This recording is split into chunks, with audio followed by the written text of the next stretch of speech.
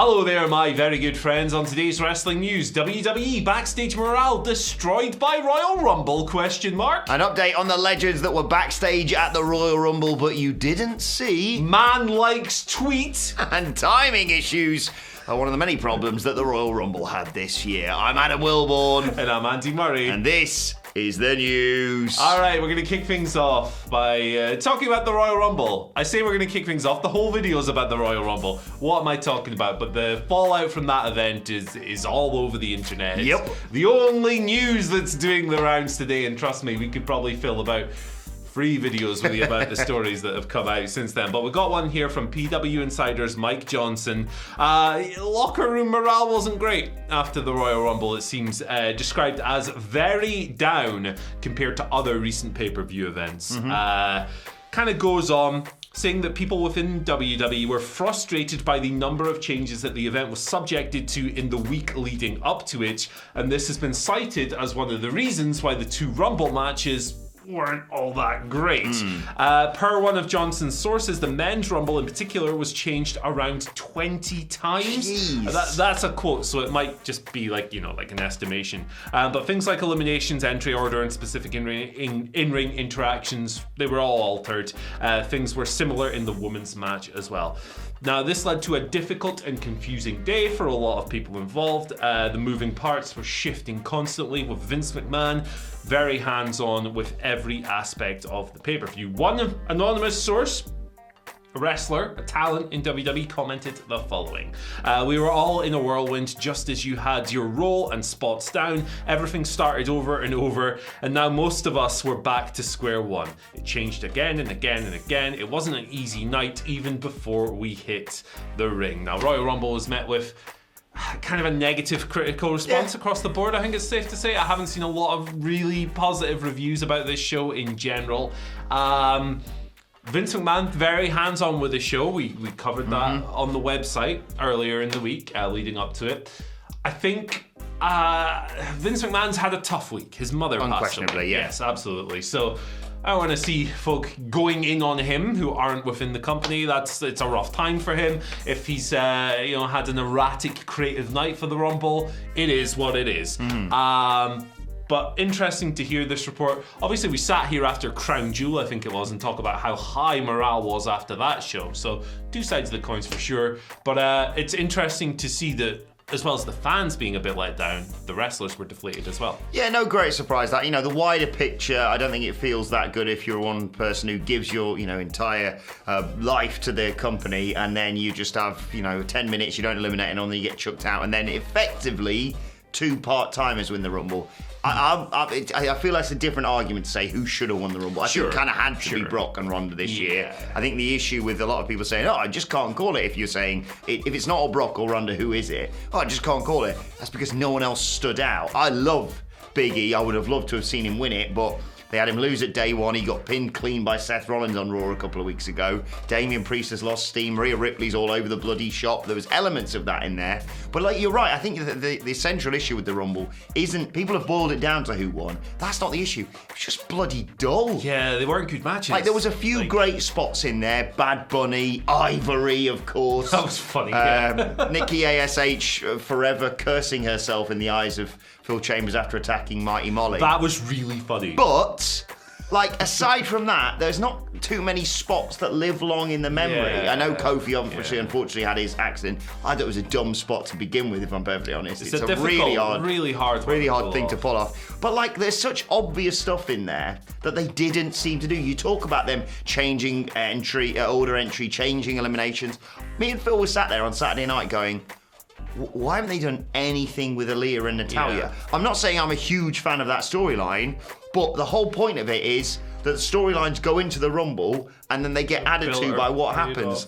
You can potentially create feuds off the back of that. It felt like a lot of people just sort of went in there, went, can't get you out of the ring, and then someone came in to do something, and there was about 5 or 10 other people who just didn't have anything to do. I know I made a bit of it, right? But They didn't do anything with Ray and Dominic. I'm not suggesting they should actually do what I was talking about with Dominic Electric Chair and his... I mean, they should, but Dominic Electric Chair and his dad out onto the ramp. But the fact they weren't even in the ring at the same time. Or Sasha and Bianca. Why did Sasha get eliminated just before Bianca came out? It was just... maddening. It was a bad set of Rumbles. Like, they didn't do anything with anyone, really. I mean...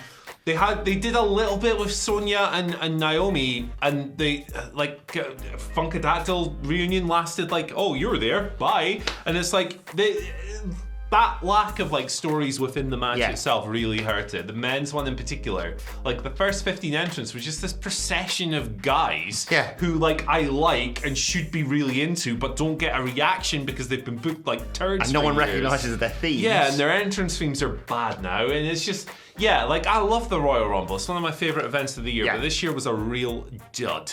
Yeah, and unquestionably, we're going to keep talking about it, not only in this news video, but also myself and the Dandy Boys are going to sit down and dissect the whole thing on a podcast later on today. So make sure you subscribe to WhatCulture Wrestling, wherever you get your podcasts from, to hear that. A little bit of an update on the star names that were backstage, the legends that were there in St. Louis that you didn't see on screen. The Wrestling Observer's Dave Meltzer writes that Jillian Hall, Caitlin, Aksana, they were all backstage, all rumoured to be taking part, just like we saw Melina and Cameron, as Andy mentioned. Also, Kurt Angle was back there. Booker T, who was obviously on the kickoff panel, was photographed with Shelton Benjamin, and The Undertaker obviously was also at the event. We probably all saw that image doing the rounds of him hanging out with Bad Bunny, although probably the reason for him being back there was Michelle McCool being in the Women's Royal Rumble. But a lot of legends backstage who didn't make an appearance. I'm shocked that they didn't even just do a little, here's, for some reason, all of these legends sat together watching the show.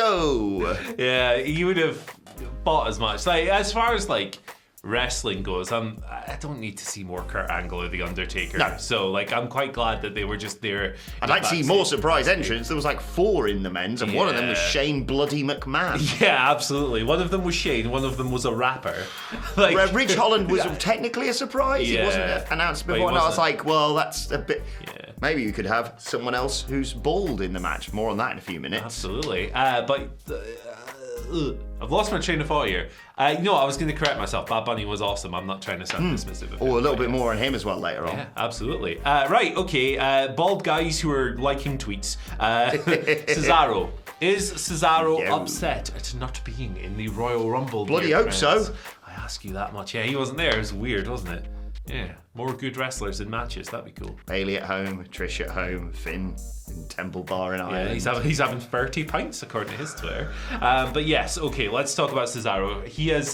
This doesn't necessarily mean a whole lot. That's why I kind of facetiously introduced it as man likes tweet. But he's liked a tweet criticising his lack of participation in the Rumble. Gareth, gamebanter.co.uk, sorry, tweeted the following: Imagine booking the Royal Rumble and thinking, nah, can't think of anything for Cesaro to do this year. Jesus. This guy, are you effing serious? You can't think of a single thing for him to do. Really, absolutely effing unbelievable. And it's a gif of Cesaro scooping up the Big Show and putting him out at the WrestleMania 30 Andre the Giant Battle Royal, which proves his pedigree and what he can do in matches like this. Cesaro liked that. He hasn't removed the like at the time of writing, so it's he clearly hasn't just accidentally slapped it and gone, oh, crap. But yeah, there you go. Maybe a hint of frustration or maybe nothing. You decide. No offense to Finn Balor, but Finn Balor's one thing, right? They clearly have given up on Finn Balor. That's not breaking news. They've given up on Cesaro. They've given up on Cesaro, but Cesaro, less than a year ago, let's not forget what he did at WrestleMania with Seth Rollins. Yep. Now, I'm not saying he should maybe be one of the final 3 or something, but you can't tell me you couldn't have him, I don't know, have him swing Johnny Knoxville. Yeah. That was a great little spot. You could have chucked him in there. You could have had him be in there, wrestle for 15 minutes, and then eliminate Ridge Bloody Holland, because there's a nice little because of the bar and stuff like that. And then maybe Sheamus can get rid of him, and maybe he could take the place of Shane McMahon. Why was he in the Rumble? I know it's because he's coming back because it's fucking Mania season, so he's going to jump off something big. I hate him so much, Andy. Oh my God. He was in the final 4. He was in the final 3, wasn't he? Yes, he was. In the final 3, he couldn't get eliminated by Brock Lesnar, who could send me over the top rope with a look, let alone a fucking clothesline, right? And his striking has somehow got worse in the time that he's been away, and he outstruck Matt Riddle. He's a UFC fighter, Shane. And he chucked out Kevin Owens. What's going on? Are you all right? I'm really sorry. It's... I'm going to get you some... Timing issues, one of the main problems with the Men's Royal Rumble. That's our final news story of the day. This, according to Wrestling Observer Dave Meltzer. You may have noticed that the Men's Royal Rumble went about 51 minutes. Women's Royal Rumble just shy of the hour mark. Now, obviously, it was probably also cut down a little bit due to Kofi Kingston being taken out and accidentally being eliminated in that weird spot, because I think I read somewhere that there was also plans for him to do some spots with Big E, which would make a lot of sense because Big E came in a couple of people after Kofi. But yes, severe timing issues. It was all shortened down, basically. It was still, what, a 4-hour pay-per-view? It was long. 5 hours, I think, if you include the kickoff show. Yeah. That's what you expect. So yeah, timing issues, and they just sort of went, get on with it, let's have Brock out there and eliminate everyone. Presumably also why that final sequence with him and Drew went about a minute. Yeah. You thought normally, both kind of final sequences just sort of went, right, oh my God, it's these two, and you're gone. Yeah. Like normally they do a bit of back and forth. I'm not really asked that much about it, but if you're wondering why that happened, this is probably why they were just drama. like, wrap this one up. Yeah, wasn't much drama. Timing issues are what they are. I guess they're a thing now that they're on Peacock rather than the network in the US. When they were on the network and it was solely the network, they had their own schedule. They could do whatever the hell they want. But I guess Peacock has... This is just me speculating, by the way. Other programming they need to keep to. Yep, explains a thing or two, but there were other problems with the show as well. Oh, yes, sure. And we'll get into it in that podcast later on today. Right, let's move on to your Twitter questions at WhatCulture WWE. I suppose calling back to a Twitter question from a few days back, if you're wondering what would bring back Broken Willborn Jonathan Rivera, it's Shane McMahon. I really should have thought that in advance. Anyway, let's move on with today's questions. Nemesis Type 87 writes, good morning from New Jersey, fellas. Do you think the Royal Rumble 2022 has solidified NXT's demotion to being a strictly developmental brand? Not one single wrestler from the brand entered the Rumble. Could have been a much needed boost on the men's side. Yeah, they don't care, do they? They don't give a hoot.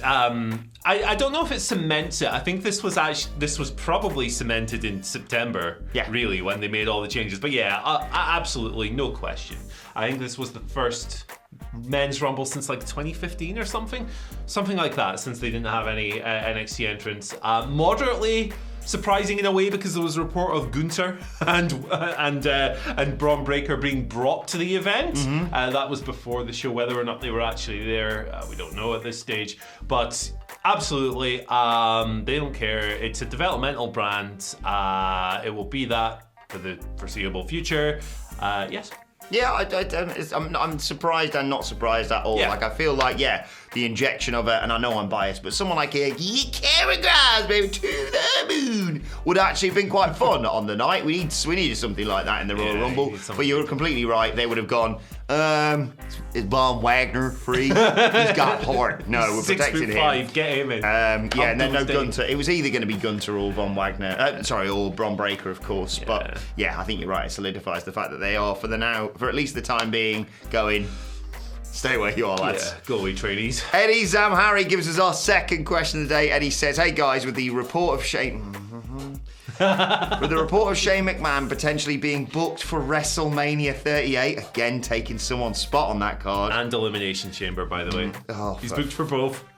Cool.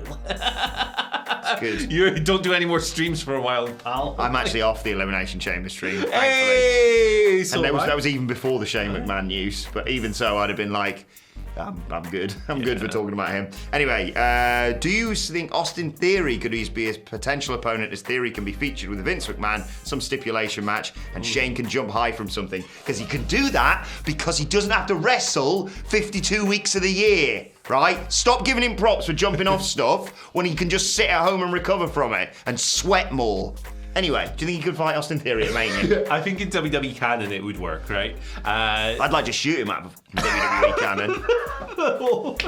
Sorry, I'm once up on the wrong side of bed today, clearly. Rules. I need someone to pick me up. I haven't had a coffee yet.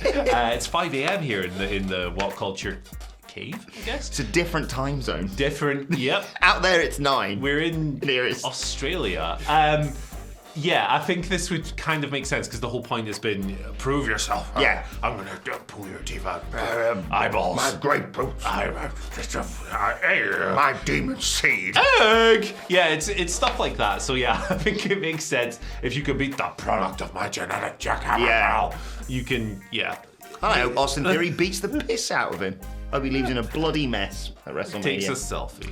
And then takes a selfie, like you say. But yes, I think you might be right there, Eddie. I do think that's probably where we are heading. And yeah, well, we'll no doubt have more on this when I can swear profusely. Brother Phil gives us our final question of the day. Phil. Says, AEW does like a storyline of who will be the first person to beat Punk or Cole, etc. By signing Danhausen, could and should AEW go with stories of a wrestler being cursed and having a losing streak? Have a great day. You have a great day too, Phil. What do you reckon? A lot of people talking about Danhausen at the moment, obviously. Yeah.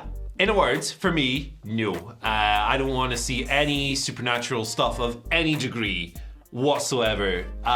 Something that can't realistically happen in the world is not something I want to see on AEW TV. And look, they've got Chris Statlander on the roster, and her gimmick is the galaxy's greatest alien, but she's not piloting a spaceship to the ring. She doesn't do anything out of the ordinary. Abaddon.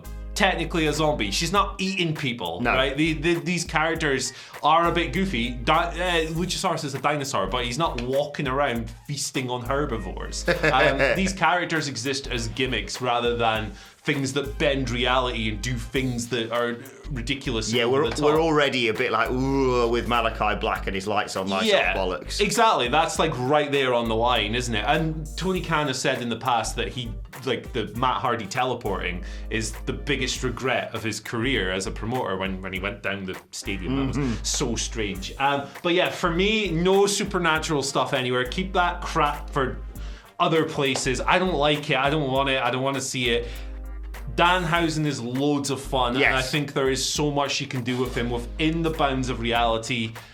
Yes. You can maybe have people allude to the fact that, maybe I've got, maybe someone who does lose quite a lot, a Peter Avalon type, for example. You can blame it on a curse. Yes, blame it on a curse, but not actually, have him banana peel his way out of a taking clear a lock victory. of his hair and casting a spell or something. But I do like Danhausen. I love it when he does his catchphrase. Venas, my wife. Jesus. That's what he does, isn't it? That's Venas. I thought that was Danhausen's thing. That's how Vevel, Venas. We're going to get comments. Let's move on to today's and finally, shall we? I like the idea of someone no-selling the curse. That's kind of funny. Yeah. Imagine him going, I've cursed you, and somebody's I think the best reaction we get is the one we've already got from Orange Cassidy and Adam Cole of what the fuck is going on here, lads? Yeah. Right, let's move on to today's and finally. I can't believe you did an Ali G impression. Right, let's move on to today's and finally. Shout out to Maddie at Dafty Moxley on Twitter, who revealed, I'm not sure if this was people knew this already, but I found it out today, so now you can.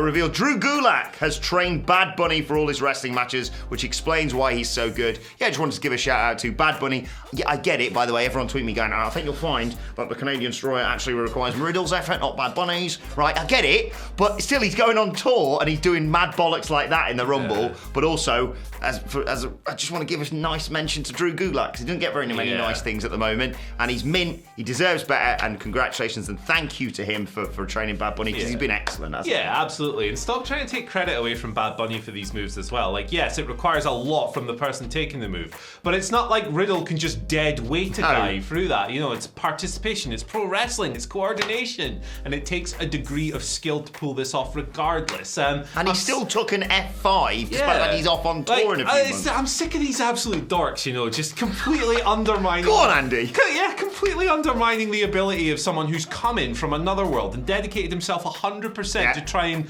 learn and understand and appreciate and respect this craft. He's done better than you could do, comment section guy, unless you're Drew Gulak. And also shout outs to Drew Gulak. I think he does a tremendous job training people behind the scenes, work we don't always see. I do wish he was on my screen a little bit more. I really like him as a wrestler, but it's good to know he's influencing people elsewhere. And stop being jealous of Bad Bunny, Yeah. you total freaks. We are fired up today in the WhatCulture Shooting office. season, baby. Let us know your thoughts on that and all of today's news stories in the comment section below. Don't forget to like, share, and subscribe. And subscribe to WhatCulture Wrestling, wherever you get your podcasts from, for daily wrestling podcasts, of course. You also let us know your thoughts and Twitter questions on Twitter at WhatCultureWWE. Watch there, follow both of us. You can follow Andy Murray at Andy H. Murray. The H stands for Hardcore Country. You can follow me at Adam Wilborn. Follow us all at WhatCultureWWE. But for now, my thanks to Andy Murray. Thank you for joining us, and we will see you soon. Hey now!